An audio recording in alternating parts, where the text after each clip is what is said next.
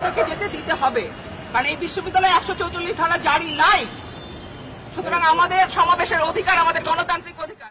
সময় যখন এক অদ্ভুত অন্ধকারের পিঠে চড়ে বসেছিল, তখন গুটি কয়েক মানুষ আলো হাতে এগিয়ে এসেছিল।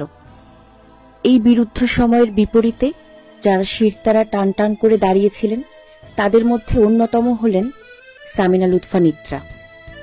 ব্যক্তিজীবন হোক বা কর্মজীবন, কখনো কোনো অন্যায়ের সঙ্গে আপোষ না করে নির্ভীকতা ও দারুণ মনোবল নিয়ে লড়াই করেছেন তিনি, এবং আজও করছেন।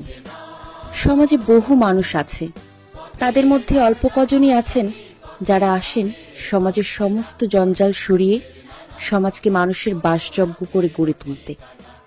সামিনা লুৎফার মতো শিক্ষকেরা সেই নৈতিক দৃঢ়তা নিয়ে পথে নামেন।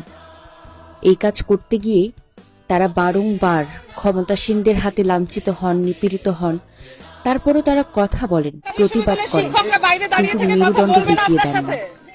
গণ অভ্যুত্থানের মধ্য দিয়ে সদ্য বিতাড়িত হওয়া স্বৈরাচারের নানা কর্মকাণ্ড যখন জনগণের গা সওয়া হয়ে গিয়েছিল, তখন সামিনা লুৎফারাই জাগিয়ে রেখেছিলেন তাদের কণ্ঠস্বর। আওয়ামী ফ্যাসিবাদী দুঃশাসন সেই কণ্ঠস্বরকে দমানোর চেষ্টা অবিরাম অব্যাহত রেখেছিল।